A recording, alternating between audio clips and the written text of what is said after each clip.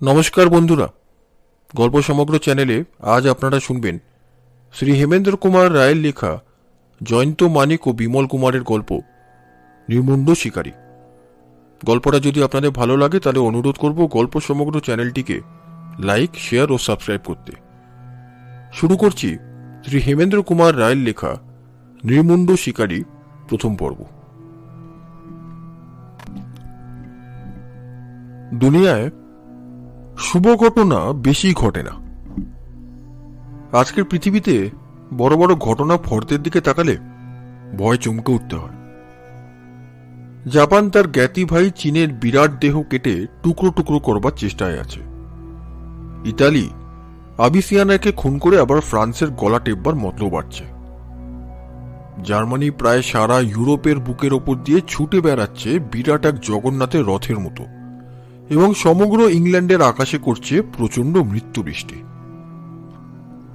অথচ ভেবে দেখুন, যেসব দেশে এইসব অশুভ হানাহানি চলছে সেখানকার উপাস্য হচ্ছেন শান্তি ও প্রেমের ঠাকুর খ্রিস্ট ও বুদ্ধদেব। কিন্তু ওসব তো হচ্ছে মহা মহা ঘটনা, ভাবলেও মাথা ঘুরে যায়। ওদেরই সঙ্গে দুনিয়ায় ওসবের তুলনায় ঢের ছোট অথচ মানুষের পক্ষে অত্যন্ত অশুভকর এত ঘটনা নিত্যই ঘটে, যার হিসাব রাখা অসম্ভব। বলতে গেলে বলতে হয়, অশুভ ঘটনার তরঙ্গের পর তরঙ্গে নাকানি চোবানি খেতে খেতে মানুষ বেঁচে আছে কায়ে ক্লেশে কোনো রকমে। এত কথা কেন হচ্ছে জানেন? সম্প্রতি কলকাতায় আর তার আশেপাশে এমন কাণ্ড নিত্যই ঘটছে যা কেবল অশুভ বা ভীষণ নয়, বীভৎসও বটে। এই অঞ্চলে নির্মুণ্ড শিকারীর আবির্ভাব হয়েছে। প্রথম ঘটনা ঘটে জগন্নাথ ঘাটের কাছে। একজন মারোয়ারি শেষ রাতে গঙ্গা স্নানে বেরিয়েছিল। সকালবেলায় তার মুন্ডহীন দেহ পাওয়া গেল পথের ওপরে। পরদিন সকালে টালার কাছে খালের ধারে আবিষ্কৃত হলো এক পাহারাওয়ালার মৃতদেহ, তারও মুন্ডু পাওয়া গেল না। তৃতীয় ঘটনা ঘটে খিদিরপুর ডকের কাছে। রাতের গুমোটে এক কুলি খোলা জায়গায় শুয়ে ঘুমোচ্ছিল। কে বা কারা এসে বেচারার মুন্ডু কেটে নিয়ে যায়। এমনই ভয়াবহ ঘটনা ঘটল উপরি উপরি 15 বার। কখনো কাশীপুরে, কখনো খিদিরপুরে, কখনো ব্যারাকপুরে, কখনো কালীঘাটে, কখনো হাওড়া শিবপুর শালিখায় এবং কখনো কলকাতার প্রান্তবর্তী জায়গায় পাওয়া যেতে লাগলো মুন্ডু কাটা দেহের পর দেহ। আতঙ্কে নগরবাসীরা স্তম্ভিত। পুলিশের দলবল পাগলের মতন শহরময় ছুটোছুটি করে বেড়াতে লাগলো, কিন্তু বৃথা। নরবলি বন্ধ হলো না। রাত 9টার পর শহরের পথে আর জনপ্রাণীকে দেখা যায় না। থিয়েটার, বায়োস্কোপে রাতের অভিনয় বন্ধ হয়ে গেল। একদিন সকালে চাঁদপাল ঘাটের কাছে এক মাতাল ইংরেজ নাবিকের স্কন্দ কাটা দেহ পাওয়ার পর চৌরঙ্গিতেও মহা বিভীষিকার সঞ্চার হল। কেল্লা থেকে গোড়া ফৌজ আনিয়ে পথে পথে পাহারা বসানো হলো। তখন নরবলি হয় শহরের বাইরে অন্য কোনো জায়গায়। ফৌজ আর কতদূর পাহারা দেবে? এমন চুপি চুপি খুনিরা কাজ ছেড়ে চম্পট দেয় যে কাকপক্ষীও টের পায় না। এতগুলো খুন হলো, কিন্তু খুনিদের দেখা তো দূরের কথা, টু শব্দও কারোর কানে ওঠেনি। খুনিরা যেন ইন্দ্রজাল জানে। তারা যেন মৃত্যুর মতো নিঃশব্দ ও অদৃশ্য।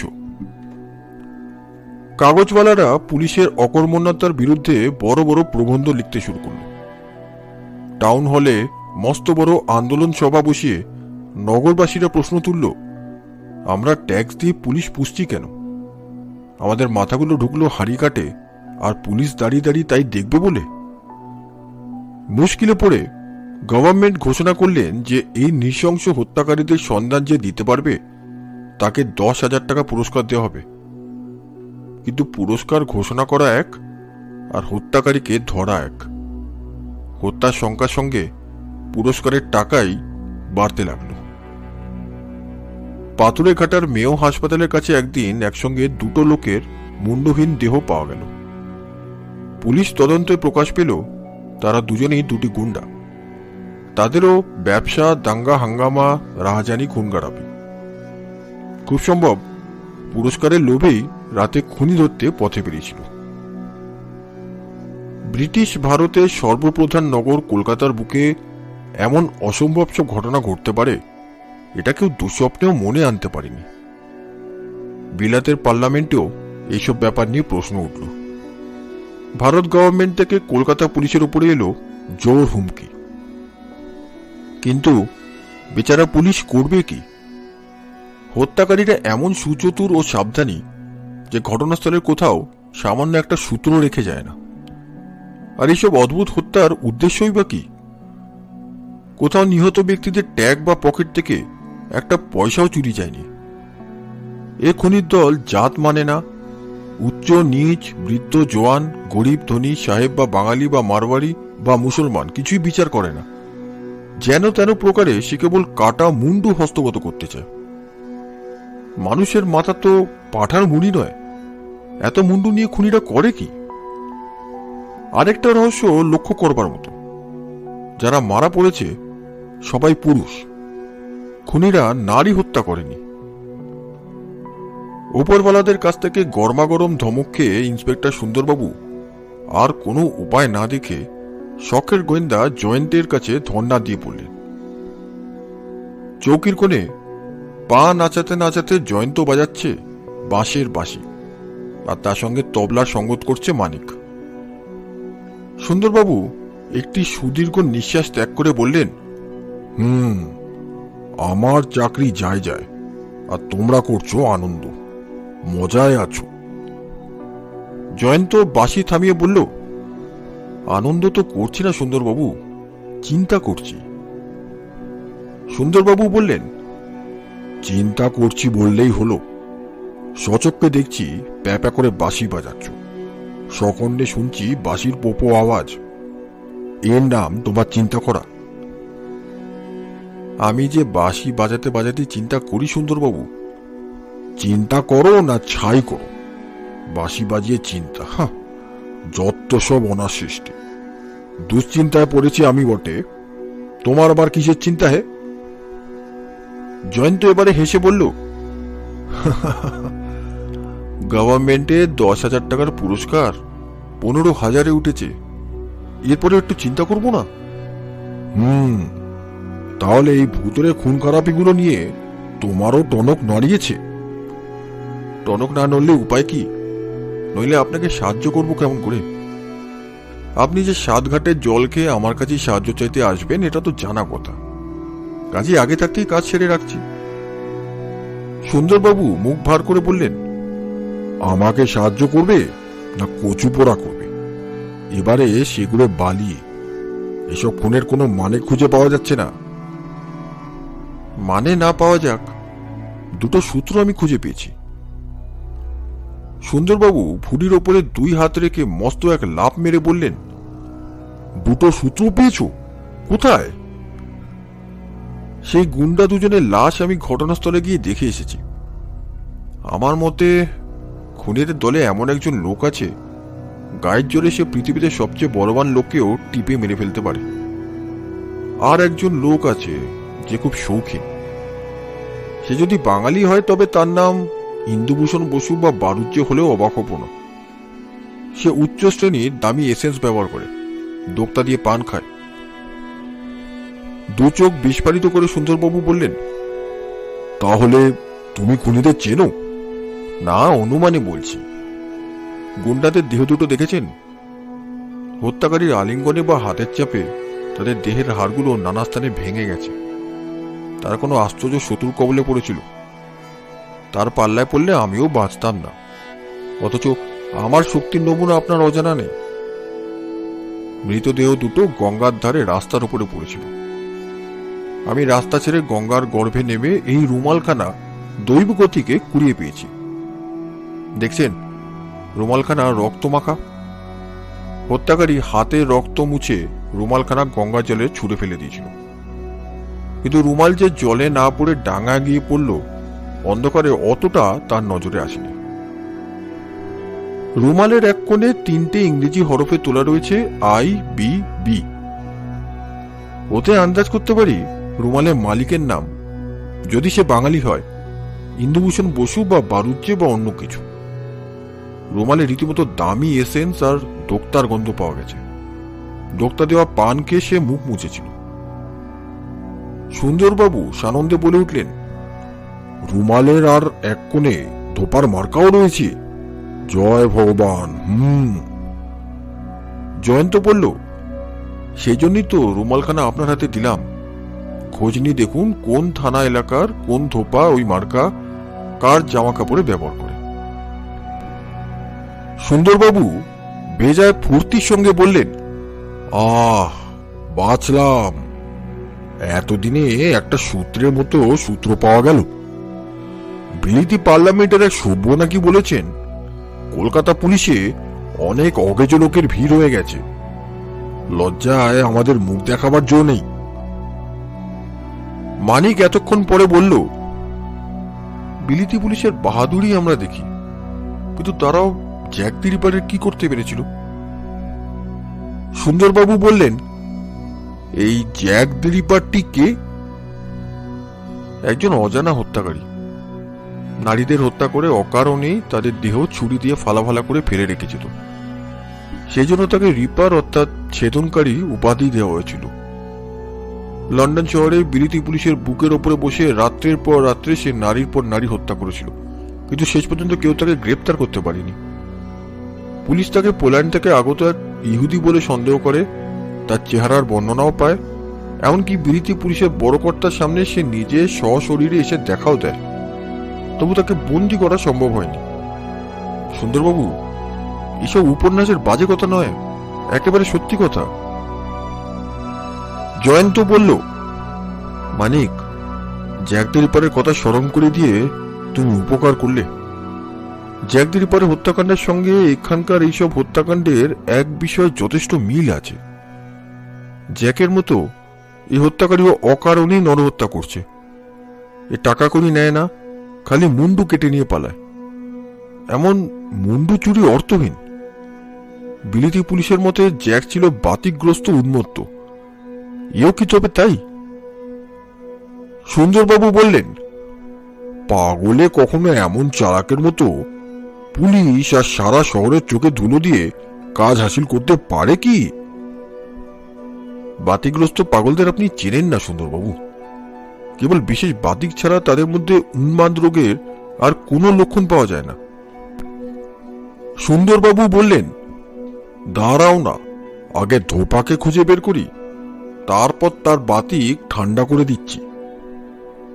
জয়ন্ত বলল, ধোপা সম্বন্ধে অত বেশি নিশ্চিন্ত হবেন না সুন্দরবাবু, কারণ হত্যাকারী যদি কলকাতার লোক না হয় তবে ধোপার খবর তাহলে পাবেন কেমন করে? তার চেয়ে তাড়াতাড়ি তাকে ধরবার জন্য আর এক চেষ্টা করা যেতে পারে। কি চেষ্টা? যা বলো, আমি রাজি আছি। রাজি আছেন? তাহলে ছদ্মবেশ পরে দু এক রাত বাগবাজারের খাল যেখানে গঙ্গা গিয়ে পড়েছে সেখানে বসে থাকতে পারবেন? কেন? দেখা যাচ্ছে প্রত্যেক হত্যাকাণ্ডের ঘটনাস্থল হচ্ছে গঙ্গা বা খালের কাছাকাছি জায়গায়। আমার বিশ্বাস হত্যাকারীরা শেষ রাতে নৌকোয় চড়ে রোদে বেরোয়, তারপর মনের মতো শিকারের সন্ধান পেলেই নরবলি দিয়ে আবার নৌকো চড়ে পালায়। আপনি থাকলে বাইরে প্রকাশ্যভাবে আজ আমরা দলবল নিয়ে কাছে লুকিয়ে থাকব। আপনার মাথার লোভে হত্যাকারীরা যদি এগিয়ে আসে।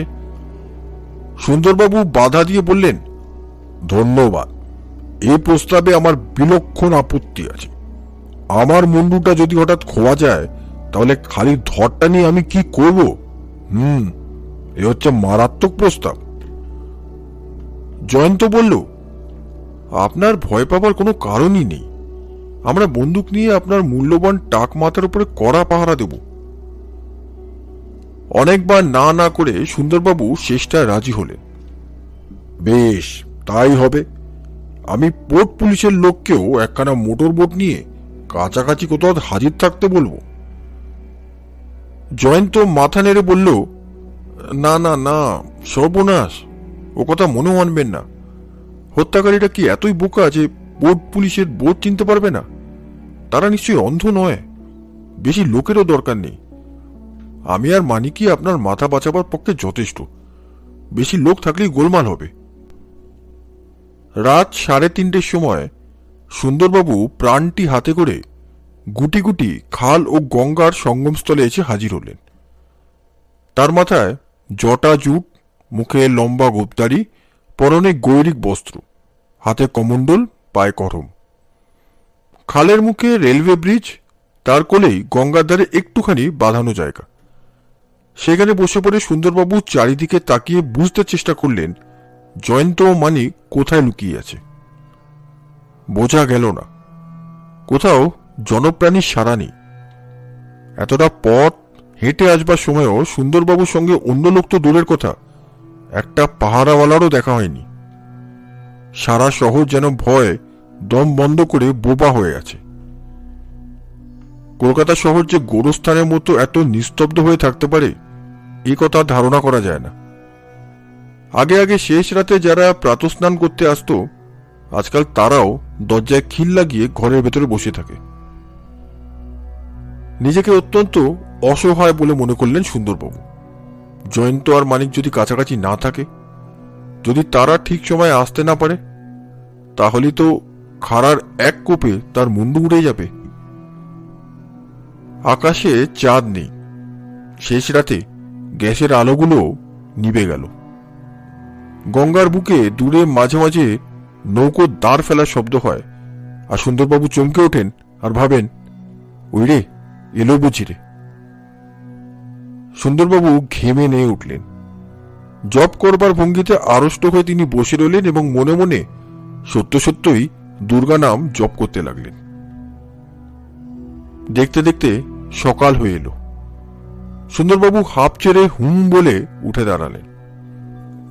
হত্যাকারীরা এলো না বলে তার মনে এক তিলও দুঃখ হল না, কিন্তু নাচরবান্দা জয়ন্তের তাড়নায় তাকে পরদিনও সন্ন্যাসীর এই বিপজ্জনক অবস্থায় অভিনয় করতে হলো। সে রাতেও চাঁদের ছুটি, গ্যাসের আলো নিভে গেল। সুন্দরবাবুর বুক ঢিপ ঢিপ, ঘরমাক্ত কলেবর। চোখ কপালে তুলে তিনি প্রার্থনা করলেন, ও মা দুর্গে, দুর্গতি না আসিনি, কাল রাত পুইয়ে দাও মা, এরপর চাকরি গেলেও আর আমি এমুখো হচ্ছি না। ও মা, কখন ভোর হবে মা, কখন কাকচোরাই ডাকবে, কখন ধাঙরেরা রাস্তা ঝাড় দিতে বেরোবে। কাছেই কোথাও 3-4টে কুকুর যেন কি দেখে আতঙ্কে কেউ কেউ করে কেঁদে উঠল। সুন্দরবাবুর সন্দিগ্ধ বিস্ফারিত দৃষ্টি অন্ধকারের চারিদিকে ডুবে ডুবে যাকে দেখা যায় না সেই ভয়ঙ্করকেই খুঁজে খুঁজে ফিরতে লাগল। হঠাৎ তার গায়ে কাঁটা দিল। গঙ্গার একটানা কুলুকুলু শব্দের সঙ্গে আর একটা শব্দ শোনা যাচ্ছে যেন, খালের জলে নৌকো চলার শব্দ। সুন্দরবাবুর মনে হলো সে যেন মৃত্যুর ঘণ্টার ধ্বনি। শব্দ থামল, সব চুপচাপ। তারপর লোহার সাঁকো রেলিং এর ওপর থেকে যেন ভীষণ বাড়ি কি একটা লাফিয়ে পড়ল। সুন্দরবাবু কাঁপতে কাঁপতে মাথাটি একটু ফিরিয়ে ভয় ভয় আর চোখে তাকালেন। অন্ধকার ভেদ করে বৃহৎ আর ছায়ার মতো কি একটা মূর্তি গুড়ি মেরে ধীরে ধীরে এগিয়ে আসছে। দুটো প্রদীপ্ত চক্ষু, হিংস্র পশুর দৃষ্টি। এগুলো কি চকচকিয়ে উঠছে? দাঁত মানুষের মতোই বটে, কিন্তু তাকে মানুষ বলে মনে হচ্ছে না। অমানুষিক মূর্তি আরো কাছে এলো। সুন্দরবাবুর নাকে ঢুকলো একটা বোটকার দুর্গন্ধ। এখনো জয়ন্ত আর মানিকের কোনো সাড়া নেই। তার মুন্ডু কচাং করে কাটা না গেলে কি তাদের হুঁশ হবে না? তারা যদি ঘুমিয়ে পড়ে থাকে? না, আর তো হাত গুটিয়ে বসে থাকা চলে না। চাচা, আপন প্রাণ বাঁচা, মূর্তিটাকে আর এগোতে দেওয়া উচিত নয়। সুন্দরবাবু রিভলভার বার করে খট করে ঘোড়া টিপে দিয়ে চেঁচিয়ে উঠলেন, জয়ন্ত, মানিক, আমাকে বাঁচাও। রিভলভারের আওয়াজের সঙ্গে সঙ্গেই মহা আক্রোশে ও যন্ত্রণায় কে যেন বিকট এক গর্জন করে উঠল। সুন্দরবাবুর সন্দেহ হল সে গর্জন মানুষের নয়। বাগবাজারের খাল যেখানে গঙ্গার সঙ্গে মিশেছে, সেখানে যে রেলপথের সাঁকো আছে, কলকাতায় সেটি একটি দ্রষ্টব্য ব্যাপার। সাঁকোটি হচ্ছে দোতলা। সেটি এমন কায়দায় তৈরি যে যখন তলা দিয়ে বড় বড় নৌকো আনাগোনা করতে চায়, তখন সাঁকোর সমস্ত একতলার অংশটি রেললাইন শুদ্ধ শূন্যে অনেকটা উপরে উঠে যায়। এই সাঁকোর কাছে একখানা খালি মালগাড়ি দাঁড়িয়ে ছিল। তারই ভেতরে লুকিয়ে ছিল জয়ন্ত আর মানিক। সেখান থেকেই তারা সুন্দরবাবুর ব্যাকুল চিৎকার শুনতে পেল। তখন একেবারে শেষ রাত, কিংবা সে সময়টাকে উষার আসন্ন জন্ম মুহূর্তও বলা যায়। যদিও তখনও আলো ফোটেনি, কিন্তু রাত আধারি পাতলা হয়ে আসছে ক্রমশ। জয়ন্ত ও মানিক চোখের নিমেষে গাড়ির বাইরে লাফিয়ে পড়ল। আর তারপরেই তাদের মনে হলো সাঁকোর পাশে লোহার মই বেয়ে একটা প্রকাণ্ড মূর্তি প্রতি পদক্ষেপে মহাশব্দ সৃষ্টি করে খুব তাড়াতাড়ি দোতলায় উঠে যাচ্ছে। অত বৃহৎ মূর্তির অতখানি তৎপরতা বিস্ময়কর বলে মনে হয়। ওদিক থেকে সুন্দরবাবু রিভলভারে আরো ৩-৪ বার অগ্নিবৃষ্টি করলেন। জয়ন্ত ও মানিক যখন সাঁকোর কাছে এসে পড়ল, সুন্দরবাবু হাউমাউ করে চেঁচিয়ে উঠলেন, জয়ন্ত ভাই, আমাতে আর আমি নেই, মরতে মরতে বেঁচে গিয়েছি। কিন্তু তারা কেউ তার কাঁদুনি শোনবার জন্য ফিরে তাকালো না। তীব্র বেগে ছুটে এসেই লোহার মই বেয়ে সাঁকোর দোতলায় উঠতে লাগলো। সুন্দরবাবু আবার একলা। ভয়ে তার চোখের সামনে ফুটল হাজার হাজার শশী ফুল, এবং তার কানে ঢুকলো আর একটা আওয়াজ। একখানা নৌকো জলের ছপাং ছপাং শব্দ তুলে খালের এপার ছেড়ে ওপারে চলে যাচ্ছে। গঙ্গার ধারে সারি সারি নৌকো বাঁধা ছিল।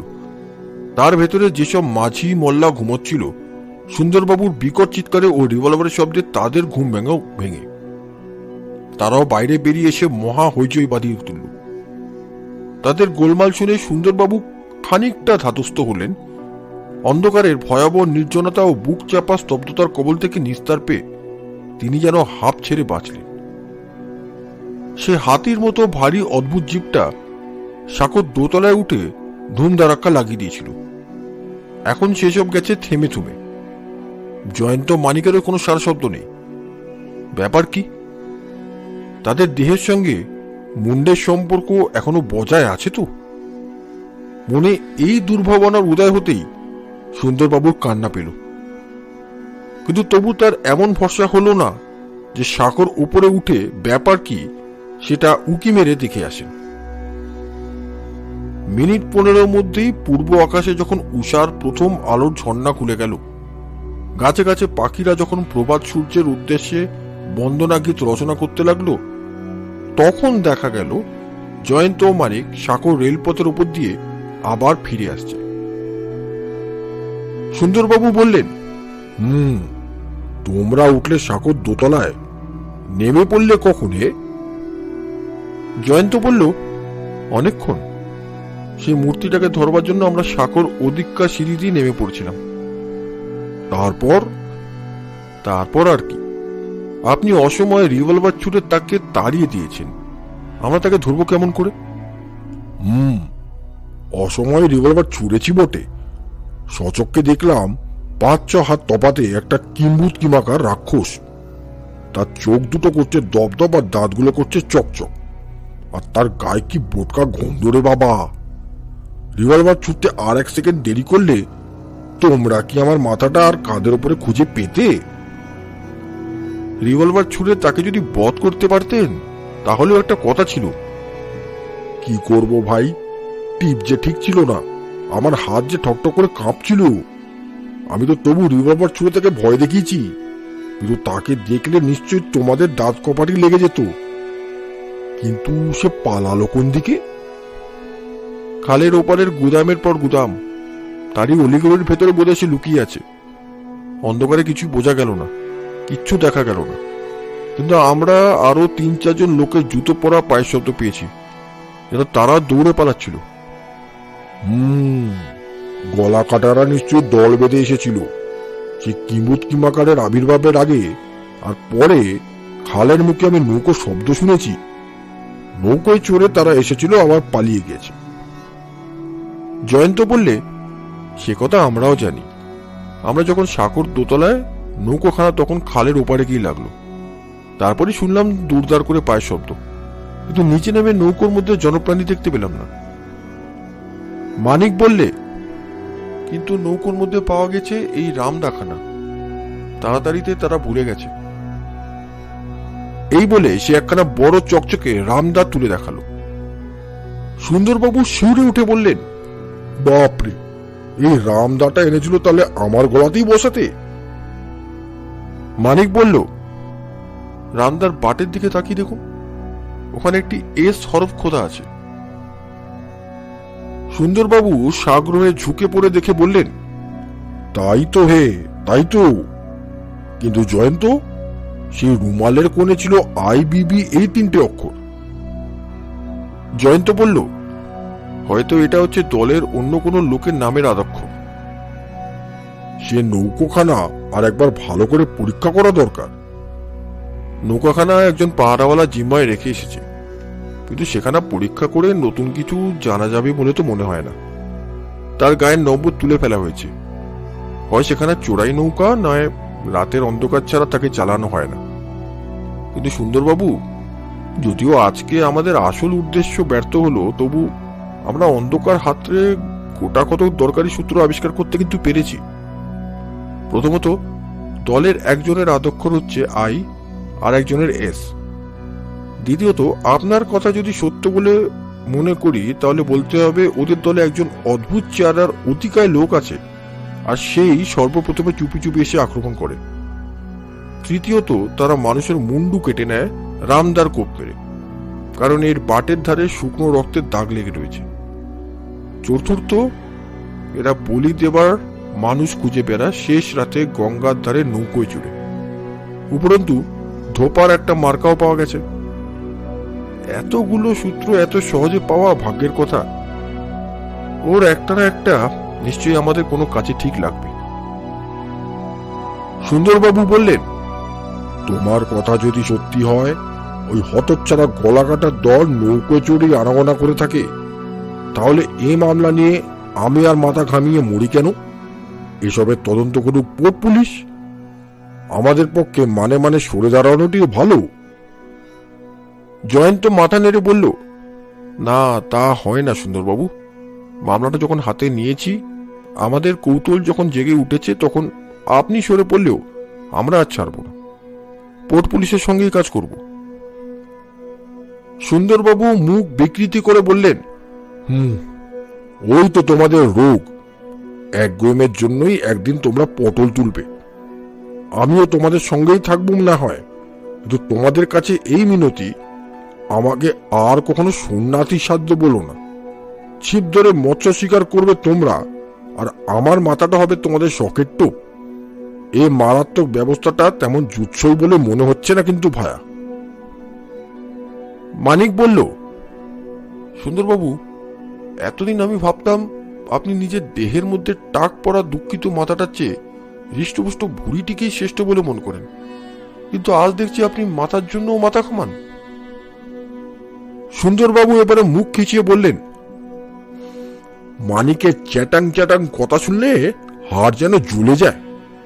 চলো জয়ন্ত, এখন বাসার দিকে ফেরা যাক। তখন সুন্দরবাবু, জয়ন্ত ও মানিকের চারিদিকে কৌতূহলী ও উত্তেজিত জনতার সৃষ্টি হয়েছিল, এবং তারা সবাই বিশেষ আগ্রহে ঠেলাঠেলি করে সব কথা শোনবার চেষ্টা করছিল। আকাশে তখন সূর্য দেখা দিয়েছে অন্ধকারের সব রহস্য চোখের সম্মুখ থেকে বিলুপ্ত হয়ে। 2-3 জন পাহারাওয়ালাও এতক্ষণ পরে নিরাপদ গুপ্তস্থান থেকে অকুত ভয়ে আত্মপ্রকাশ করে বুক ফুলিয়ে লাঠি হাতে ভিড় তাড়াতে তাড়াতে নিজেদের জীবন্ত অস্তিত্বের প্রমাণ না দিয়ে পারল না। সুন্দরবাবু তাদের দেখেই খাপ্পা হয়ে বললেন, ওরে ডাল রুটি চোটা হনুমান পাড়ে আর জাম্বুমান চোবের বাচ্চারা, এতক্ষণ কোন গর্তে ঢুকে হিল্লি দিল্লি ফতে করেছিলে দাদু? গরিব নিরীহদের গলা ধাক্কা দিয়ে এখন তো খুব বাহাদুরি দেখাচ্ছ, কিন্তু একটু আগে আমি যখন স্কন্দ কাটার হওয়া ভয় চেঁচিয়ে পাড়া ফাটাচ্ছিলাম, তখন তোমরা কানে তুলো গুজে কোথায় ছিলে বাপধন? রোসো, সব রাস্কেলের নামে রিপোর্ট করছি। সকলে গঙ্গার ধার ছেড়ে খালের পাশ দিয়ে বাড়ি মুখো হল। জয়ন্ত কড়া নাড়া মাত্র বেয়ারা এসে ভেতর থেকে দরজাগুলো খুলে দিল। তারপর বলল যে একটা হিন্দুস্তানি লোক তাকে খুঁজতে এসেছিল। জয়ন্ত একটু আশ্চর্য হয়ে বলল, এত সকালে কে সে? জানি না হুজুর, একটা কাঠের বাক্স হাতে দিয়ে বলল তার বাবু নাকি সেটা হুজুরকে ভেট দিয়েছেন, বলেই সে তাড়াতাড়ি চলে গেল। বাক্সটা আমি বৈঠকখানার টেবিলের ওপরে রেখে দিয়েছি। জয়ন্ত আরো বেশি বিস্মিত হয়ে বলল, দুনিয়ায় মানিক ছাড়া এমন বন্ধু কে আছে কাকচিল ডাকতে না ডাকতে আমাকে ভেট পাঠাবার জন্য যিনি ব্যস্ত হয়ে উঠেছেন? চলো তো বৈঠকখানায় ঢুকে আগে চক্ষুকর্ণের বিবাদ ভঞ্জন করা যাক। সকলে বৈঠকখানায় ঢুকেই দেখল মাঝখানে বড় টেবিলটার উপরে বসানো রয়েছে একটা কাঠের প্যাকিং বাক্স, তার চারিদিকেই পেরে কাটা। একদিকের পেরেকগুলো খুলতে খুলতে জয়ন্ত বলল, উপহারের কিঞ্চিত নতুনত্ব আছে বলে মনে হচ্ছে। বাক্সটা বেশ ভারী। একটু পরেই ডালাটা খুলে গেল। বাক্সের ভেতর দিকে দৃষ্টিপাত করে জয়ন্ত খানিকক্ষণ স্থির হয়ে দাঁড়িয়ে রইল। তারপর ধীরে ধীরে বলল, চমৎকার উপহার। সুন্দরবাবু, এরকম উপহার পেলে আপনি বোধহয় খুবই খুশি হতেন। সুন্দরবাবু বললেন, উপহার লাভের ভাগ্য আমার নেই। আমার বরাত চিরদিনই খারাপ। দেখি তুমি কি পেলে? কিন্তু এগিয়ে গিয়ে বাক্সের ভেতরে একবার মাত্র উকি মেরেই তিনি যেন বিষম ধাক্কা খেয়ে পিছিয়ে এসে বিকট স্বরে বলে উঠলেন, হুম হুম। মানিকও তাড়াতাড়ি এগিয়ে গিয়ে বাক্সের ভেতরে তাকিয়ে সবাই দেখল তার চোখের পানে আকৃষ্ট চোখে চেয়ে আছে একটা রক্তহীন রোমাঞ্চকর কাটা মুন্ডু। সে মুন্ডু ভারতীয় নয়, ইংরেজের। জয়ন্ত কঠোর রবে অট্টহাস্য করে বলল, হে অজানা বন্ধু, তোমাকে ধন্যবাদ। এই উপহারের কথা জীবনে আমি ভুলব না। এ কি ভয়ানক ভেট! সুন্দরবাবু পায়ে পায়ে আরো পিছিয়ে পড়ে একখানা চেয়ারের উপরে তার প্রায় অবশ বিপুল দেহখানি স্থাপন করলেন। তারপর হাঁপাতে হাঁপাতে বললেন, ফ্যান খুলে দাও, ফ্যান খুলে দাও। আমার দম বন্ধ হয়ে আসছে। মানিক তাড়াতাড়ি পাখা চালিয়ে দিল। জয়ন্ত তীক্ষ্ণ দৃষ্টিতে বাক্সের ভেতরটা আরো ভালো করে পরীক্ষা করতে লাগলো। নির্মুণ্ড শিকারীরা যে একজন ইংরেজ খালাসিকেও বলি দিয়েছে, খবরের কাগজে সে কথাটাও প্রকাশ পেয়েছে যথাসময়। জয়ন্ত বুঝল এ হচ্ছে সেই খালাসিটারই কাটা মুন্ডু। কোনো ধারালো অস্ত্রের এক কোপে বেচারার মুন্ডুটাকে দেহ থেকে একেবারে বিচ্ছিন্ন করে ফেলা হয়েছে। জয়ন্ত খানিকক্ষণ দেখে হঠাৎ কাটা মুন্ডুর মাথার সোনালি চুলের ভেতরে একবার হাত বুলিয়ে নিল। তারপর একটু বিস্মিত স্বরে বললে, দেখছি মুন্ডুটাকে স্পিরিটে ডুবিয়ে রাখা হয়েছিল। চুলগুলো এখনো ভিজে রয়েছে। বাক্সের ভেতর থেকেও স্পিরিটের গন্ধ বেরোচ্ছে। মানিক বলল, তার মানে? মুন্ডুটাকে বোধহয় জিয়ে রাখবার চেষ্টা হয়েছিল। এবারে দুই চোখ পাকিয়ে সুন্দরবাবু বলে উঠলেন, ও বাবা, সে কি?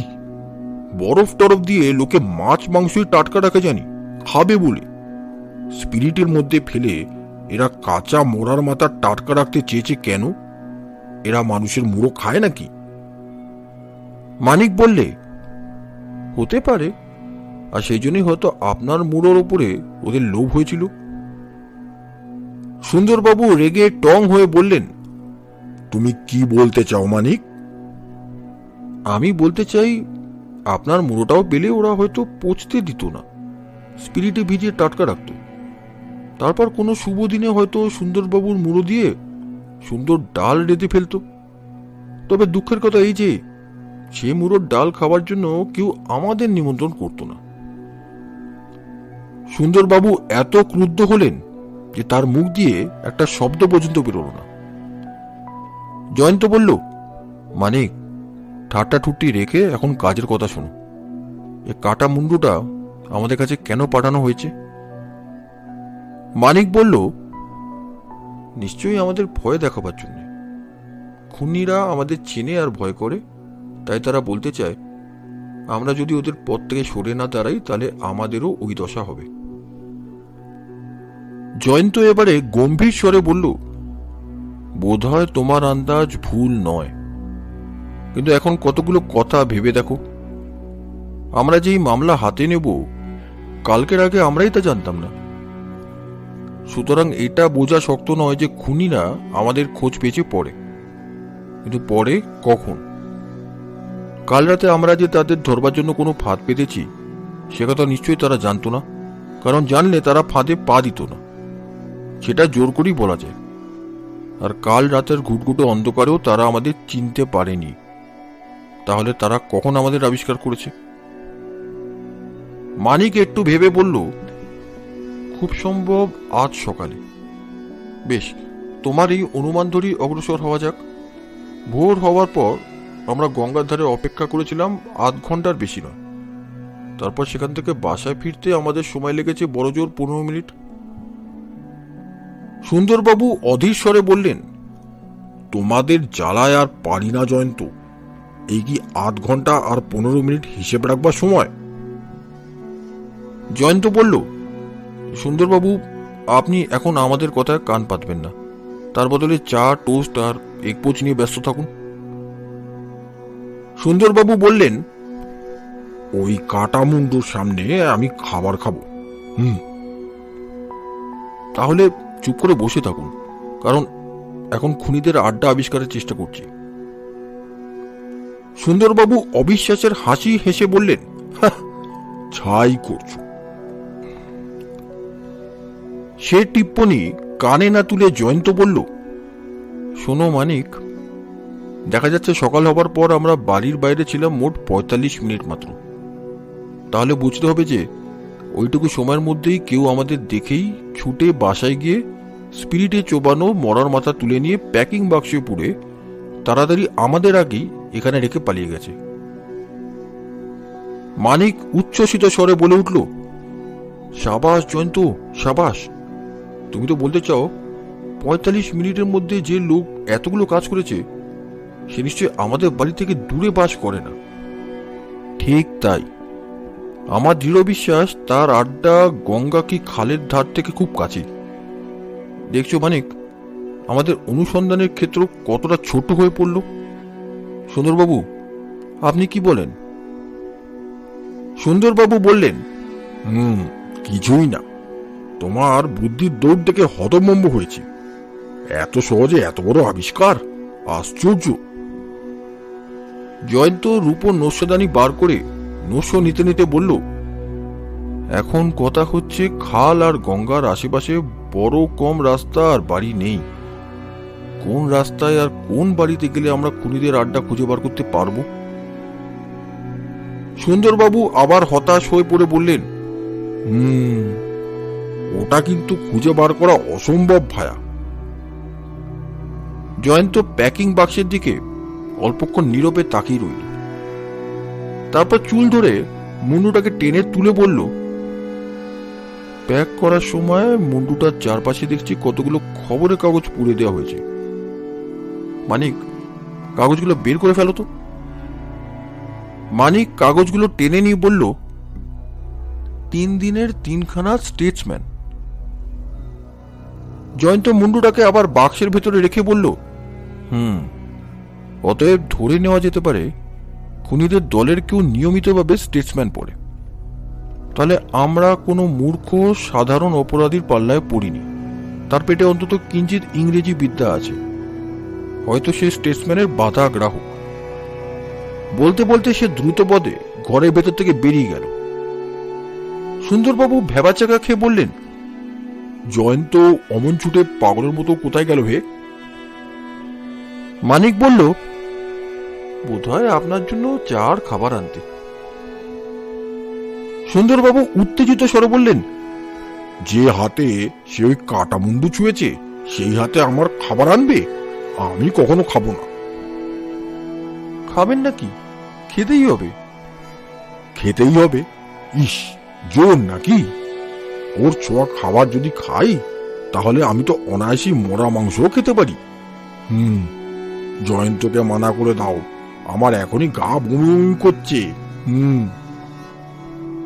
মানিক বহু কষ্টে সুন্দরবাবুকে শান্ত করে বলল, ভয় নেই সুন্দরবাবু, আজ আর আপনাকে খেতে অনুরোধ করব না। আপনার গা বমি বমি থামিয়ে ফেলুন। তা যেন থামালাম, কিন্তু আজ আমি এখনই বিদায় হতে চাই। না না না, আরেকটু বসুন, জয়ন্ত আগে ফিরে আসুন। মিনিট 15 পরে ঘন ঘন নস্য নিতে নিতে জয়ন্ত ফিরে এসে বলল, আমি স্টেটসম্যান অফিসের এক বিশেষ বন্ধুকে ফোন করতে গেছিলাম। কেন? আমি জানি এই অঞ্চলের খুব কম বাঙালি স্টেটসম্যানের বাধা গ্রাহক, সুতরাং গঙ্গা আর খালের সঙ্গমস্থলে কাছাকাছি রাস্তাগুলোর মধ্যে স্টেটসম্যানের কোনো কোনো নিয়মিত গ্রাহক আছেন। ফোনে সেই খবরটাই জানবার চেষ্টা করছিলাম। কি জানতে পারলে? জন কয়েক গ্রাহকের নাম আর ঠিকানা জানতে পেরেছি।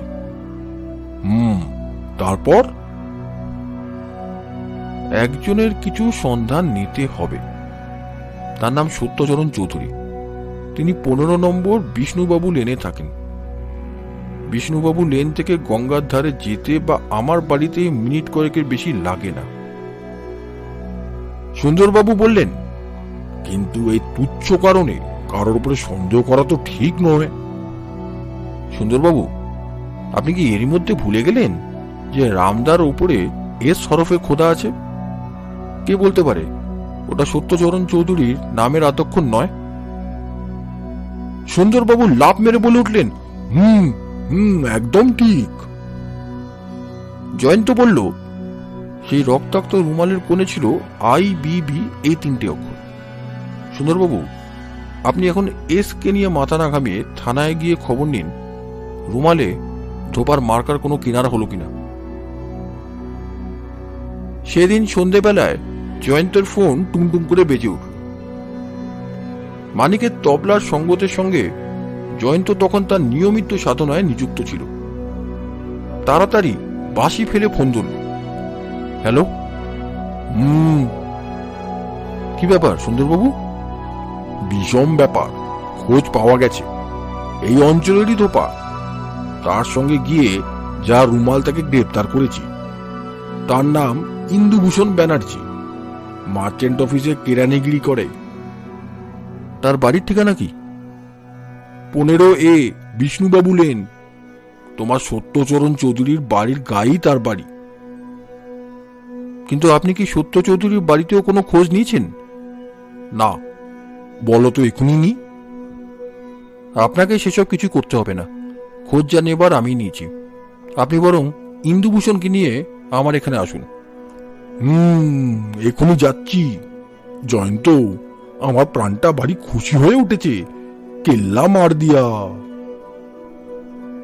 ফোনের রিসিভারটা যথাস্থানে রেখে দিয়ে জয়ন্ত যেন আপন মনি বলল, 15 নম্বর বিষ্ণুবাবু লেনে থাকে সত্যচরণ চৌধুরী, আর 15A নম্বরে থাকে ইন্দুভূষণ ব্যানার্জি। আশ্চর্য।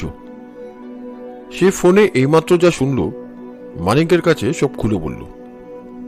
মানিক উৎসাহিত কণ্ঠে বলে উঠল, বলো কি জয়ন্ত, বলো কি? রামদার উপরে খোদা ছিল এস অক্ষর আর রুমালে ছিল IBB এই 3 অক্ষর। 2 ঘটনাস্থল থেকে আমরা এই 2টি সূত্র পেয়েছিলাম বটে, কিন্তু কিছুক্ষণ আগেও এই সূত্র দুটির কোনো দাম ছিল না। কলকাতায় কত হাজার লোকের নামের সঙ্গে ওই এস আর IBB অক্ষরগুলি মিলে যায়, কে তার হিসাব রাখে? দৈবক্রমে কত সহজে আসল লোকদের ঠিকানা আবিষ্কার করে ফেললাম। জয়ন্ত, ভাগ্যদেবী আমাদের সহায়, নইলে এটা সম্ভবপর হতো না। জয়ন্ত বলল, গোয়েন্দারা যত বুদ্ধিমানই হোক, ভাগ্যদেবীর অনুগ্রহ তাদের পক্ষে অত্যন্ত দরকার। আবার অপরাধীদের ওপর চালকেও তাদের অনেক কাজে আছে। ধরো এই নিমুন্ড শিকারীদের কথা।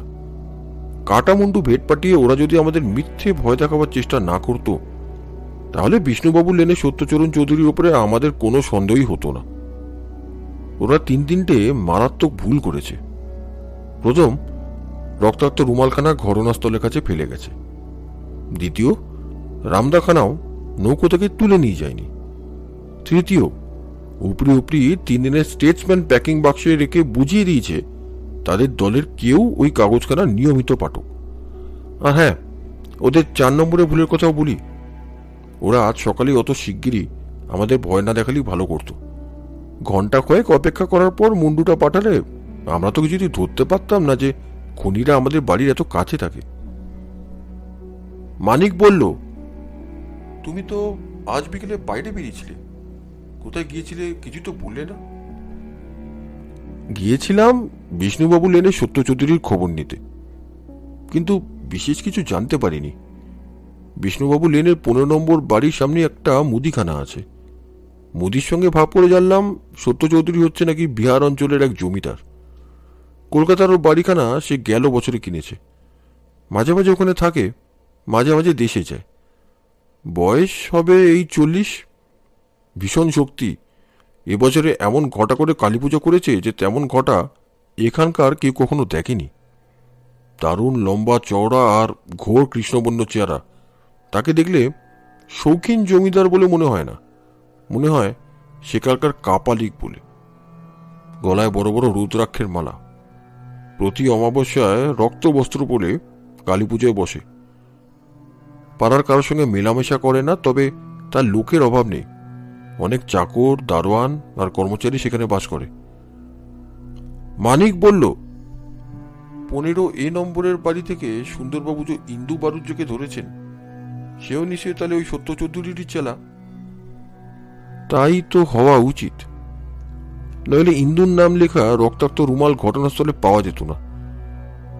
সত্য চৌধুরীর বাড়ির পাশেই আছে হাত 3 চড়া সরু গলি, তারপরে ছোট ছোট 3খানা বাড়ি। তাদের নম্বর হচ্ছে 15A, 15B, 15C। সে বাড়িগুলো দেখলে মনে হয় একখানা বাড়িকেই যেন 3 অংশে ভাগ করা হয়েছে। এর বেশি আর আমি কিছু লক্ষ্য করিনি।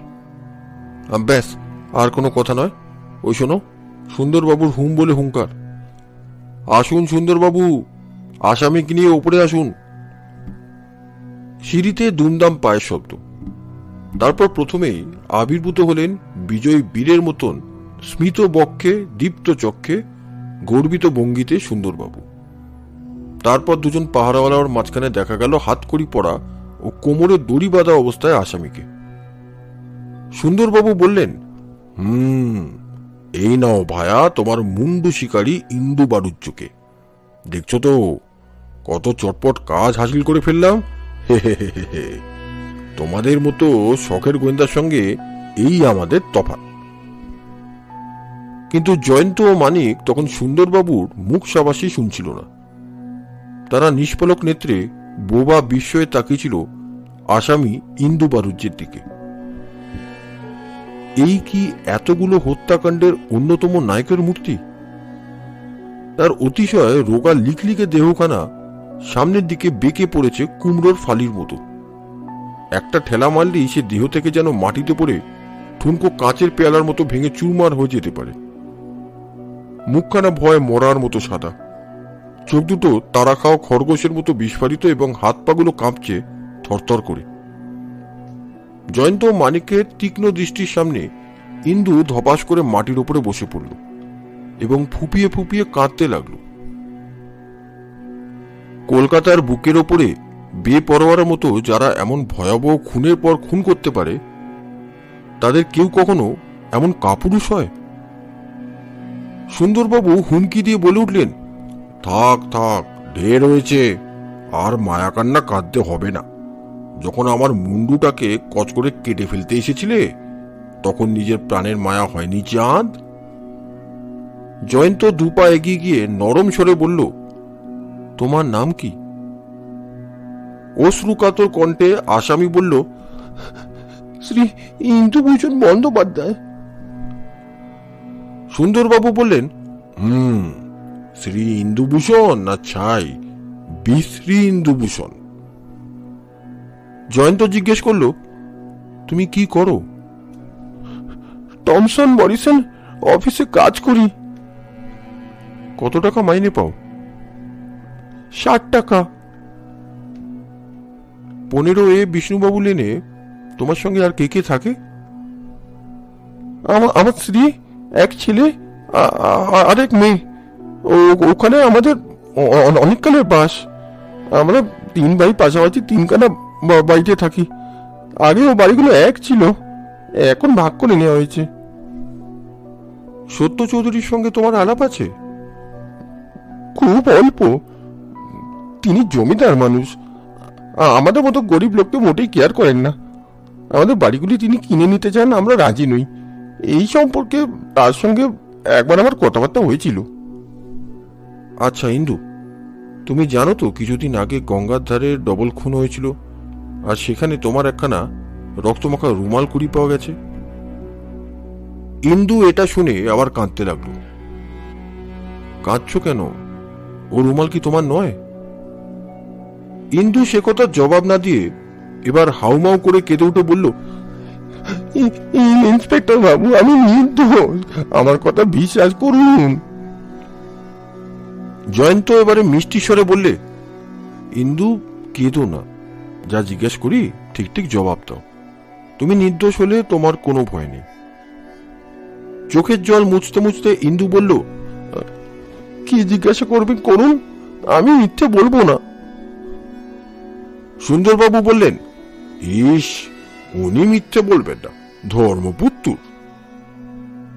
মানিক টিপ্পনি কাটল, সুন্দরবাবু, আপনার উপমায় ভুল হলো। ধর্মপুত্র যুধিষ্ঠির একবার মিথ্যে কথা বলেছিলেন। সুন্দরবাবু ক্রুদ্ধ স্বরে বললেন, বলেছিলেন, বেশ করেছিলেন। তাহলে ইন্দুও আজ একবার মিথ্যে বলতে পারে।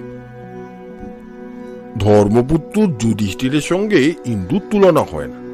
যুধিষ্ঠির কোনোদিনও মুন্ডু স্বীকার করেননি। জয়ন্ত বলল, ইন্দু, ভালো করে মনে করে দেখো, কোনোদিন তোমার রুমাল হারিয়েছে?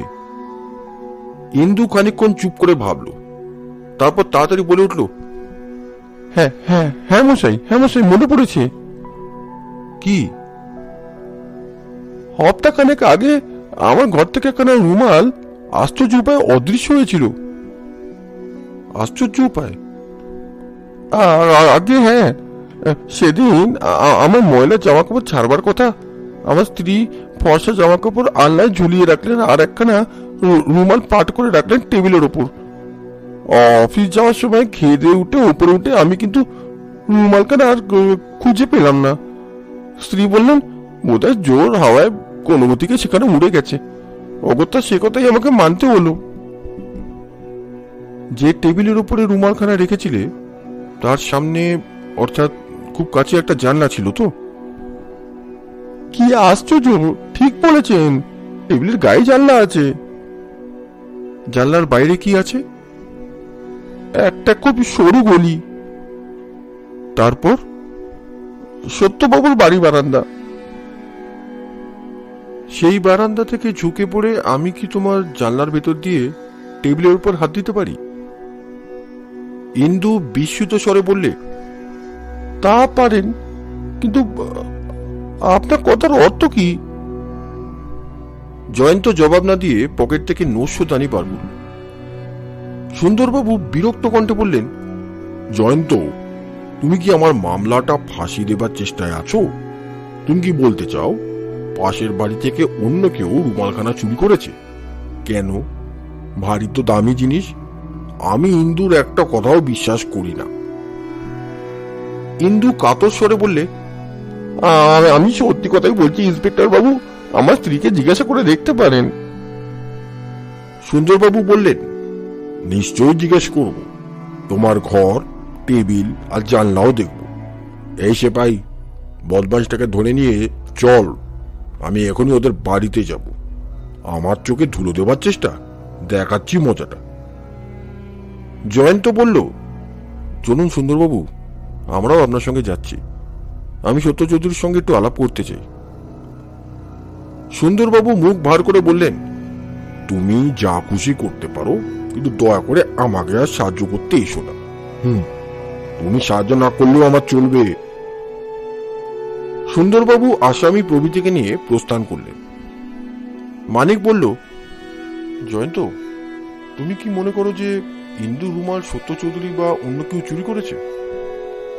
হতে পারে, কিন্তু কেন? পুলিশকে বিপদে চালনা করবার জন্য। কিন্তু ও কথা এখন থাক, এসো আগে একটু চা খেয়ে চাঙ্গা হয়নি, তারপর সত্য চৌধুরীর বাড়ির দিকে যাত্রা করব। চা পান করে মিনিট 15 পরে জয়ন্ত ও মানিক যখন বাড়ি থেকে বেরোলো, রাত তখন 10টা হবে। একে তো এই অঞ্চলের পথঘাটগুলো এই সময় নির্জন হয়ে পড়ে, তার ওপর আগেই বলা হয়েছে নিমুন্ড শিকারীদের উৎপাতে গঙ্গার আশেপাশের রাস্তায় রাত্রে আজকাল লোক চলাচল প্রায় বন্ধ হয়ে গেছে। রাস্তায় বেরিয়ে জয়ন্ত ও মানিক জনপ্রাণীকে দেখতে বেরোল। নিঝুম স্তব্ধতার মধ্যে পথের উপরে শব্দ সৃষ্টি করতে লাগলো কেবল তাদের দুজনের পায়ের জুতোগুলো। এদিক থেকে বিষ্ণুবাবুর লেনের গলিতে ঢুকবার আগেই মাঝে পড়ে ছোটখাটো একটা মাঠ। তারই ধার দিয়ে যেতে হঠাৎ তাদের কানে জাগলো অদ্ভুত একটা শব্দ। কে যেন হু হু হু হু রবে আর্তনাদ বা গর্জন করছে। জয়ন্ত ও মানিক সচমকে এদিক ওদিকে তাকাতে লাগলো। আকাশে ক্ষীণ চাঁদের রেখা মাত্র, গ্যাসের আলো স্পষ্ট নয়। মানিক ভুরু সংকুচিত করে দেখে বলল, মাঠের ওপরে বস্তার মতো ওগুলো কি পড়ে রয়েছে? জয়ন্ত বলল, খালি পড়ে রয়েছে নয়, বস্তাগুলো ছটফট করছে। তারা এক দৌড়ে সেখানে গিয়ে হাজির হলো। অমনি একটা বস্তা আবার বলে উঠল, বড় বড় 3টে চটের থলে, মুখগুলো বাঁধা। থলেগুলোর বাঁধন কাটতেই বেরিয়ে পড়ল সুন্দরবাবু ও 2 পাহাড়ওয়ালার মূর্তি, প্রত্যেকেরই হাত পা মুখ বাঁধা। জয়ন্ত সবিস্ময়ে তাড়াতাড়ি সুন্দরবাবুর মুখ ও হাত পা মুক্ত করে দিয়ে বলল, কি ভয়ানক, এ কি কাণ্ড? সুন্দরবাবু করুণ স্বরে হাঁপাতে হাঁপাতে বললেন, ওই মাতার মোড়ে আসতেই গলির ভেতর থেকে কারা বেরিয়েছে, আমাদের হাত পা মুখ বেঁধে ফেললো, তারপর থলের ভেতরে পুড়ে আমাদের মাঠে টেনে নিয়ে রেখে সরে পড়লো। তাদের দেখতে পাননি? কি করে দেখবো ভাই, দেখো না, ওখানকার গ্যাস বাতি দুটো নিভিয়ে রেখেছে, ঘুটঘুটে অন্ধকার। ইন্দু ইন্দু কোথায় গেল? লম্বা দিয়েছে। পাপি কখনো সত্যি কথা কয়? তুমি সেই শয়তানের কথায় বললে বলে তো আমার এই দুর্দশা, নইলে আজ রাতে আমি কি আর এমুকো হতাম? তারই দলবল এসে তাকে ছিনিয়ে নিয়ে উদা হয়েছে। হায় হায় হায় হায়, হাতে পেয়েও হারালাম তাকে। জয়ন্ত অবাক হয়ে ভাবতে লাগলো, মানুষ চেনা কি এতই শক্ত? তার চোখেও ইন্দু ধুলো দিল। মানিক বিস্মিত কণ্ঠে বলল, সেই তালপাতা সেপাই ইন্দু, বাকারির মতো লিকলিকে হাত পা, সোজা হয়ে দাঁড়াতে পারে না, ছিচকে চড়েছ ভীতু। সে খালি নির্মুণ্ড শিকারী নয়, সুন্দরবাবুর মতো জাঁদরেল পুলিশ অফিসারকেও কুপকাত করে লম্বাও দিতে পারে। অবাক কাণ্ড। সুন্দরবাবু বললেন, ভুল মানিক, ভুল। সেই পাজি ছুঁচোটা মোটেই ভীতুই নয়, আমাদের সামনে ভয়ের অভিনয় করছিল। তার অভিনয়ে মুগ্ধ হয়েই তো আমার এই দুর্দশা। মানিক বলল, তবু চরম দুর্দশার হাত থেকে আপনি আজও বেঁচে গেছেন। তার মানে? আপনাদের বস্তায় না পুড়ে তারা যে আপনাদের মুন্ডুগুলো কচাকচ কেটে নিয়ে বাড়ি চলে যায়নি, এটুকুই রক্ষা। মুন্ডু কাটার কথা মনে করিয়ে দিতেই সুন্দরবাবু তাড়াতাড়ি উঠে দাঁড়িয়ে বললেন, চলো বাসার দিকে ফেরা যাক। জয়ন্ত বলল, না, এখন 15 বিষ্ণুবাবু লেনে যাব। কেন, তোমার কি মাথা খারাপ হয়েছে নাকি? আসামি আজ কখনো নিজের বাড়িতে ফেরে? এতক্ষণে সে হয়তো কলকাতা ছেড়ে চম্পট দিয়েছে। তবু আমি যাব। এসো মানিক।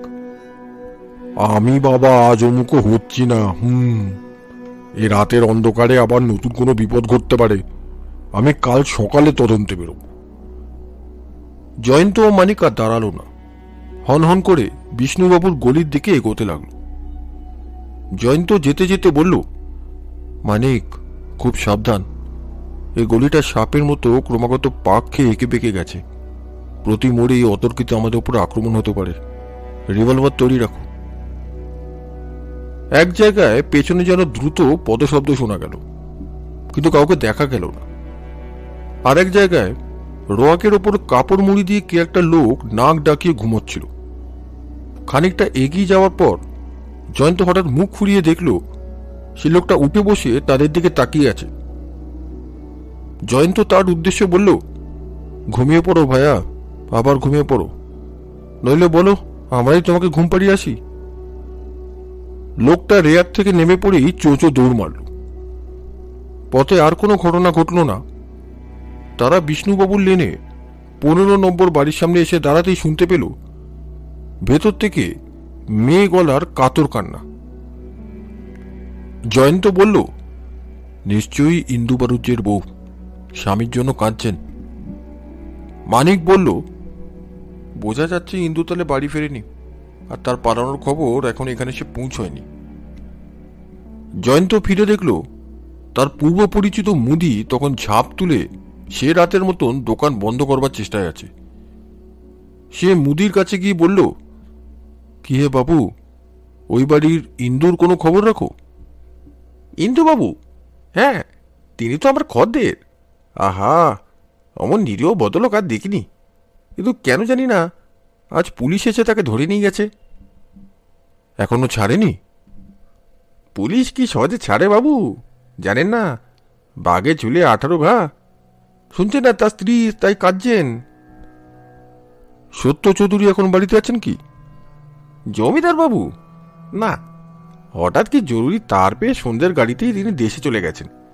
বাড়িতে আছে খালি এক বুড়ো দারোয়ান। যাই মশাই, রাত হলো, নমস্কার। মোদি চলে গেল। জয়ন্ত সেখানে দাঁড়িয়ে সত্য চৌধুরী বাড়ির দিকে তাকিয়ে রইল। বাড়িখানা বেশ বড় সড়ো, তেতলা, কিন্তু তার সমস্ত জানলা বন্ধ। দারোয়ান তখন বোধহয় ভেতরে গিয়ে শুয়ে পড়েছে, কারণ বাড়ির কোথাও একটা আলোর চিহ্ন পর্যন্ত দেখা যাচ্ছে না। মানিক বলল, সত্য চৌধুরীর লোকজন নিয়ে হঠাৎ সরে পড়ল কেন? সে কি আন্দাজে বুঝে নিয়েছে আমরা তার উপরে সন্দেহ করেছি? কিন্তু জয়ন্ত সে কথার জবাব না দিয়ে বলল, দেখো মানিক, সত্য চৌধুরীর বাড়ির পাশের ওই হাত 3 চওড়া অন্ধকার কানা গলিটা, গলির এপাশেই ইন্দুর বাড়ি। মানিক বলল, ও গলিতে দেখবার কি আছে? কিছুই নেই অন্ধকার ছাড়া। আমরা এবারে ওই গলির ভেতরে ঢুকবো। কি আশ্চর্য, কেন হে? সঙ্গে এলেই দেখতে পাবে। জয়ন্তের সঙ্গে সঙ্গে গলির মধ্যে ঢুকে মানিক টর্চের আলো জেলে দেখে সে পথে আবর্জনার অভাব একটুও নেই। মরা পচা ইঁদুরের আশপাশ দিয়ে জ্যান্ত ইঁদুররা আনাগোনা করছে। সত্য চৌধুরীর বাড়ির নিচের তলায় দেওয়াল ঘেঁষে খানিকটা অগ্রসর হয়ে জয়ন্ত হঠাৎ দাঁড়িয়ে পড়ে বলল, মানিক, আজ আমরা সত্য চৌধুরীর বাড়ির ভেতরে বেড়াতে যাব। কি করে? গায়ের জোরে। এ দেখো, এখানকার একটা জানলা খোলা আছে। তুমি জানো তো, এরকম লোহার রেলিং আমার কাছে মোমের মতো নরম। বলতে বলতে সে 2 হাতে একটা রেলিং চেপে ধরে টানাটানি করতেই সেটা বিশ্রীভাবে দুমড়ে খুলে বেরিয়ে এলো। তারপর আরেকটা রেলিং ওরও হলো সে একই অবস্থা। মানিক এর আগেই জয়ন্তের আসরিক শক্তির আরো অনেক প্রমাণ পেয়েছে, সুতরাং কিছুমাত্র অবাক হলো না। সে খালি বলল, চোরের মতো এ বাড়িতে ঢুকে তুমি কি করতে চাও বলো তো? দেখতে চাই নতুন কোনো সূত্র মেলে কিনা। সত্য চৌধুরী তার দলবল নিয়ে কোথায় গেছে জানি না। বাড়িতে খাটিয়ায় শুয়ে ঘুমোচ্ছে মাত্র একজন দারোয়ান। লুকিয়ে খানা তাল্লাশের এমন সুযোগ কিন্তু আর মিলবে না। বলতে বলতে জয়ন্ত জানলা দিয়ে গোলে ভেতরে ঢুকে পড়ল। মানিকও করল তার অনুসরণ। বাড়ির ভেতরে কোথাও আলো নেই, অন্য কোনো শব্দও নেই। দুজনে পা টিপে এগিয়ে ওপরে উঠবার সিঁড়ি খুঁজে পেল। কাঠের বাহারি সিঁড়ি, তার আশেপাশের দেওয়ালে কতগুলো ছোট বড় বাঁধানো ফটো টাঙানো। টর্চের সাহায্যে ফটোগুলো দেখতে দেখতে জয়ন্ত চুপি চুপি বলল, মানিক, ভালো করে ওই ছবিখানা দেখো। ব্যাঘ্র চর্মের আসনের উপরে বসে আছে বিরাট বক্ষ বিপুল বপু এক সুদীর্ঘ পুরুষ। পরনে মাত্র একটি কোপনি, মাথায় লম্বা চুল, কপালে ত্রিপুণ্ডরক, গলায় মস্ত মস্ত রুদ্রাক্ষের মালা। ফটোতেও বেশ বোঝা যাচ্ছে তার গায়ের রং মোষের মতো কালো। স্কন্ধের, বুকের ও পেটের 2 পাশের ডুমো ডুমো স্ফীত মাংসপেশিগুলো দেখলেও ধরা যায় দেহের বল বিক্রমে সে সিংহের মতো। মুখের প্রকাণ্ড গোপজোড়া ফুলে পেঁপে গালপাট্টার মতন হয়ে 2 কানের কাছে গিয়ে ঠেকেছে। কিন্তু কি কুৎসিত চোখ দুটো! অত বড় মুখে অত ছোট অথচ অত অদ্ভুত চোখ আর দেখা যায় না। দেখলে মনে পড়ে হিপোপটেমাসের চোখকে। সেই ক্ষুদে চোখে তীব্র দৃষ্টি যেন ক্ষুরোদার বিদ্যুৎ ছড়িকার মতো কেটে বসে হৃৎপিণ্ডের মধ্যে।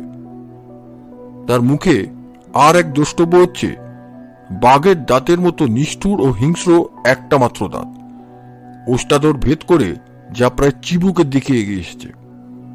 এরকম আশ্চর্য দাঁত মানুষের মুখে দেখা যায় না। মানিক শিউরে উঠে বলল, জয়, এটা ফটো না হলে বলতাম, এ ছবি হচ্ছে চিত্র করে রাখা মন গড়া ছবি। মাথাতেও এই লোকটা বোধহয় তোমার মতো অস্বাভাবিক লম্বা। জয়ন্ত ছবির দিকে স্থির দৃষ্টিতে তাকিয়ে বলল, মনের ক্যামেরায় এ মূর্তি আমি তুলে রাখলাম, জীবনে আর ভুলবো না। কিন্তু কে এই ভয়ানক লোকটা? যোগী সাধকের বেশে ছবি তুলিছে বটে, কিন্তু এই ব্যক্তি কি করে সাধনা করে? মোদির মুখে যা বর্ণনা শুনেছি, এ বোধহয় সেই মহাপুরুষ অর্থাৎ সত্যচরণ চৌধুরী।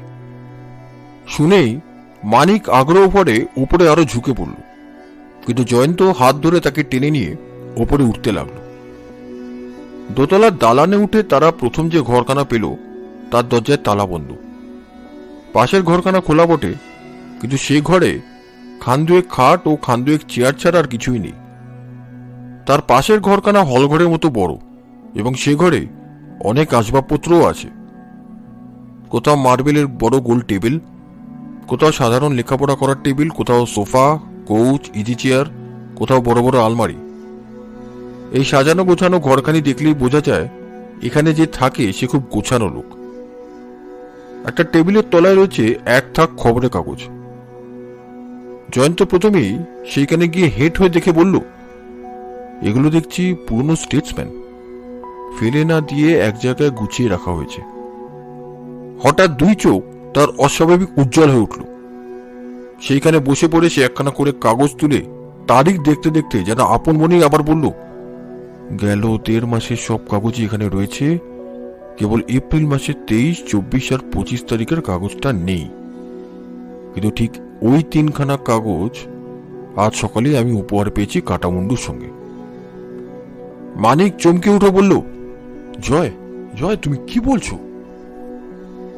জয়ন্ত হাসি মুখে উঠে দাঁড়িয়ে রূপোর নস্যদানি বার করে এক টিপ নস্য নিয়ে বলল, মানিক, আমাদের এখানে আসা সার্থক হলো। সাধারণ পুলিশ ডিটেকটিভের মতো কি দোষ জানো? তারা কেবল বড় বড় প্রমাণ খুঁজতে ব্যস্ত, ছোট ছোট প্রমাণ তাদের চোখেই পড়ে না। সুন্দরবাবু এখানে এলে এই খবরের কাগজগুলোর দিকে ফিরেও তাকাতেন না, অথচ ওর মধ্যে আজ আবিষ্কার করা গেল কত বড় দরকারি সূত্র। এই বাড়িতে যারা থাকে আজ সকালে তারা এই ঘরে বসেই একটা কাটামুন্ডুকে 3খানা খবরের কাগজ দিয়ে মুড়ে প্যাকিং বাক্সে পুড়ে আমাদের কাছে রাক্ষসে ভেট পাঠিয়েছে। এই প্রমাণ হয়তো আদালতে গ্রাহ্য হবে না, কিন্তু এর দ্বারা স্পষ্ট বুঝতে পারছি আমরা এখন নির্মুণ্ড শিকারীদের বাড়িতেই অযাচিত অতিথি রূপে প্রবেশ করেছি। কি বলো মানিক, আমার অনুমান কি তোমার মনে লাগছে? মানিক অভিভূত কণ্ঠে বলল, জয়ন্ত, তোমার প্রতিভাকে আমি নমস্কার করি। মাত্র একদিনের চেষ্টায় তুমি আজ যতগুলো আবিষ্কার করলে তা শার্লক হোমসেরও গর্বের বিষয়। জয়ন্ত বলল, দুর্গম অরণ্যে পথহারা ক্ষুধার্ত পথিক দেখতে পেল দূরে একটা কুণ্ডলি পাকানো ধোঁয়ার রেখা আকাশে উড়ে যাচ্ছে। দেখেই তার খুব আনন্দ হলো, কারণ দূরে কোথাও হয়তো আগুন জ্বেলে রান্না হচ্ছে, তারই প্রমাণ ওই ধোঁয়ার রেখা।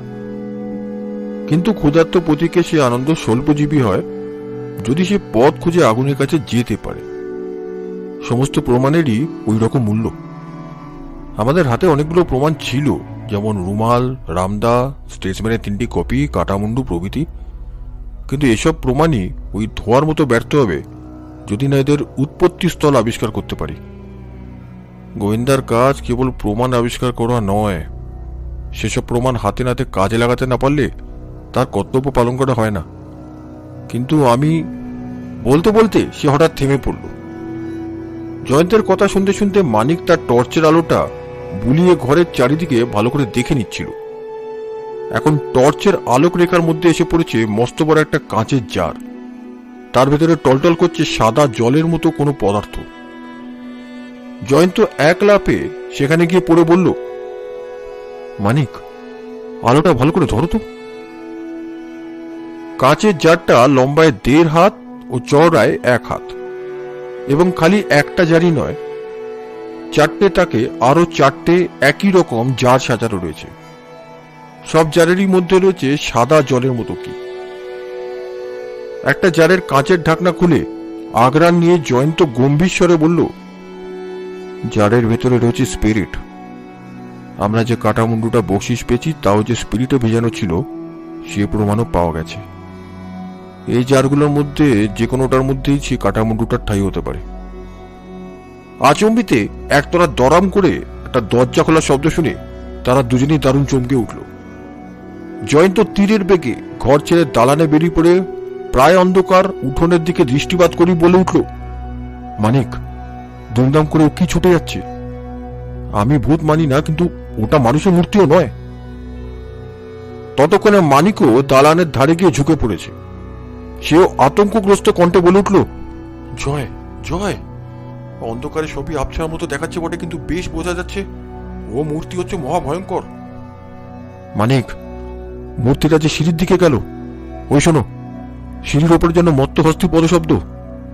মূর্তি আমাদেরই আক্রমণ করতে আসছে। উঠানের উপর দিয়ে অনেকগুলো মানুষ ছুটে আসছে। জয়, জয়, আমরা ফাঁদে পড়েছি। জয়ন্ত দাঁতে দাঁত চেপে বলল, হ্যাঁ মানিক, ফাঁদে পড়েছি বটে, কিন্তু এখনো পালাবার উপায় আছে। বলেই সে সিঁড়ির দরজার দিকে বেগে ছুটে গেল এবং পর মুহূর্তে দরজার পাল্লা দুখানা টেনে বন্ধ করে শিকল লাগিয়ে দিল। মানিক, টর্চটা জ্বালো। টর্চের আলোয় দেখা গেল দালানের কোণে তেতলায় উঠবার সিঁড়ি। মানিক, তাড়াতাড়ি তেতলায় চলো। দুজনে দ্রুত পদে তেতলা বারান্দায় গিয়ে উঠল। সেখানে সিঁড়ির মুখে আর একটা দরজা ছিল এবং সে দরজাও বন্ধ করে দিল।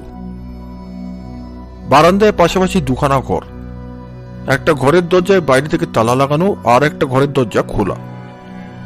জয়ন্ত বারান্দার এদিক থেকে ওদিকে ছুটে গিয়ে আবার ফিরে এসে বলল, কি মুশকিল, এখান থেকে ছাদে উঠবারও সিঁড়ি নেই, নাম্বার পথ বন্ধ।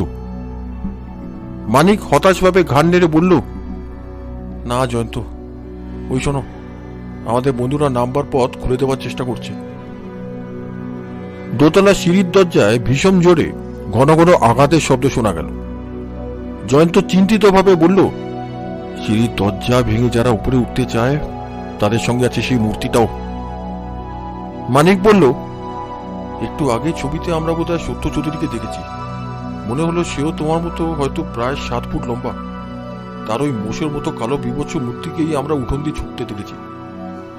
জয়ন্ত বলল, না মানিক, না, যদিও স্পষ্ট করে কিছু দেখতে পাইনি, তবু জোর করে বলতে পারি সে মূর্তির মধ্যে একটুও মনুষ্যত্ব ছিল না। মানুষ তেমন ভাবে ছোটে না।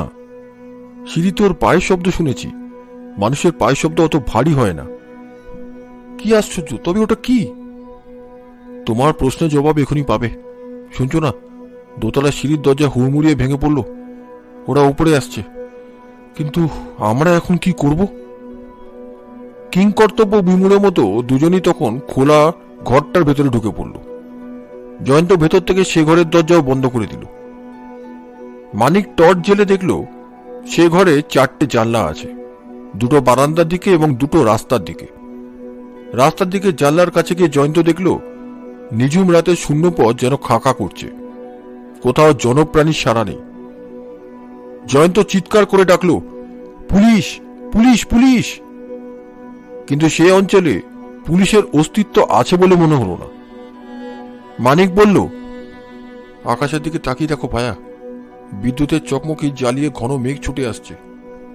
তার মানে এখনই ঝড় উঠবে, বৃষ্টি আসবে। পথে এর মধ্যেই পুলিশের সাড়া পাওয়া যাচ্ছে না। একটু পরে হাজার চেঁচালেও কেউ আমাদের সাড়া দেবে না। তাহলে এসো, সময় থাকতে থাকতে আমরা দুজনে মিলে চেঁচাই।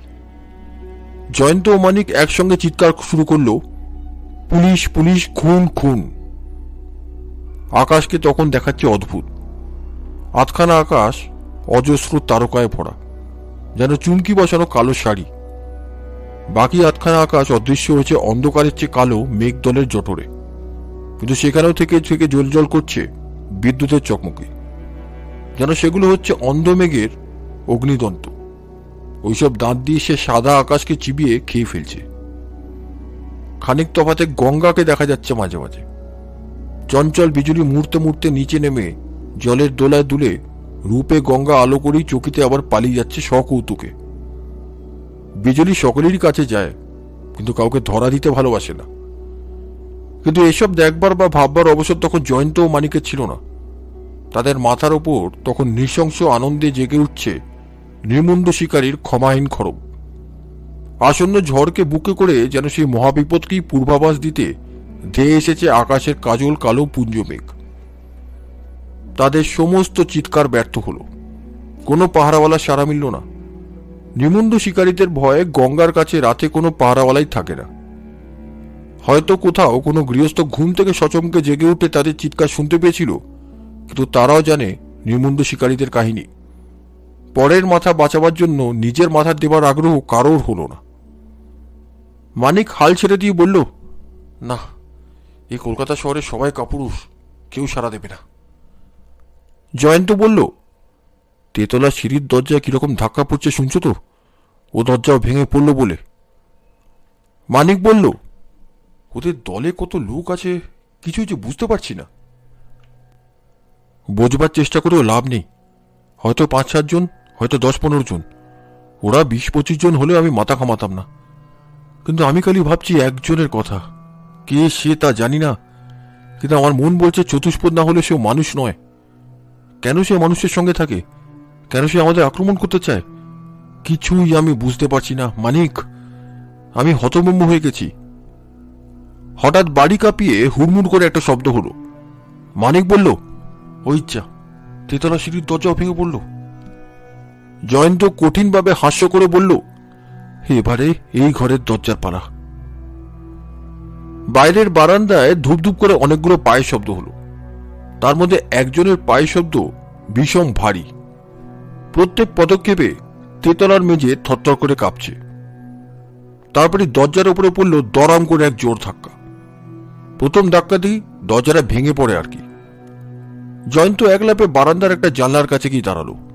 তারপর ডান হাতে রিভলভার বার করে হঠাৎ জানলার একটা পাল্লা খুলে উপরি উপরি 4 বার গুলি বৃষ্টি করেই পেছনে সরে এলো।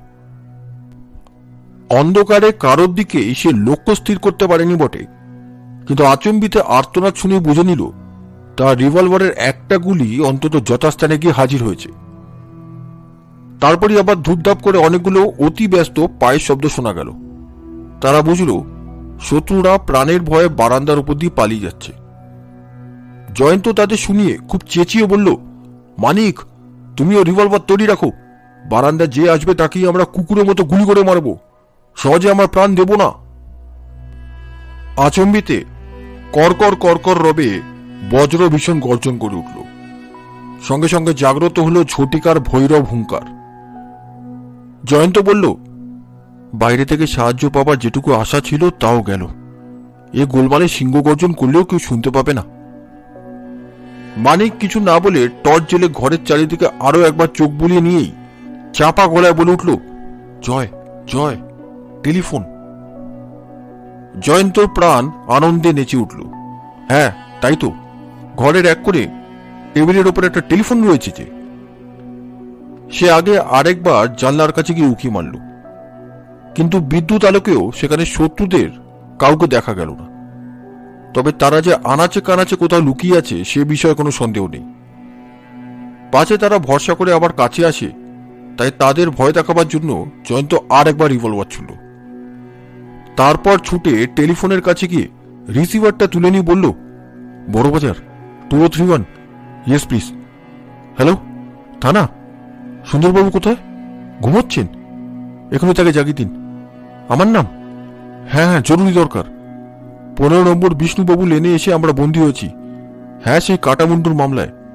আমরা তেতলা একটা ঘরের ভেতরে আছি। ওরা দরজা ভাঙবার চেষ্টা করছে। পুলিশের আসতে দেরি হলেই আমরা মারা পড়ব। আসতে কত দেরি হবে? আন্দাজ আধ ঘন্টা হয়তো আমরা আত্মরক্ষা করতে পারবো, কারণ আমাদের কাছে দুটো রিভলভার আছে। কিন্তু কিসে কি হয় বলা যায় না। ওরা দলে বেশ ভারী। আরো তাড়াতাড়ি আসবার চেষ্টা করুন।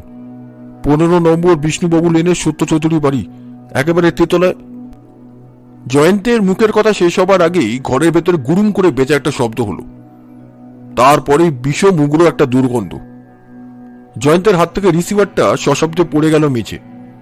রাস্তার ধারে জানলার কাছে সরে গিয়ে ফাঁকে মুখ রেখে রুদ্ধ স্বরে সে বলল, মানিক, শিগগির এদিকে জানলার ধারে এসো। বারান্দার জানলা দিয়ে ওরা বিষাক্ত গ্যাস বোমা ছুড়েছে। কিন্তু গ্যাসের ঝাঁজে মানিকের মাথা তখন বো বো করে ঘুরছে, কারণ বোমাটা ফেটেছে তারই কাছে। টলতে টলতে কয়েক পা এগিয়ে এসে সে অবশ্যই মাটিতে বসে পড়ল। জয়ন্ত জানলার ধারে গিয়ে রক্ষা পেল না। বিস্ময় যন্ত্রণায় তাকেও মেঝের ওপরে প্রথমে বসে তারপরে শুয়ে পড়তে হলো। সেই আচ্ছন্ন অবস্থায় তারা শুনল ঘরের বন্ধ দরজা প্রচণ্ড ধাক্কায় ধরাস করে খুলে গেল।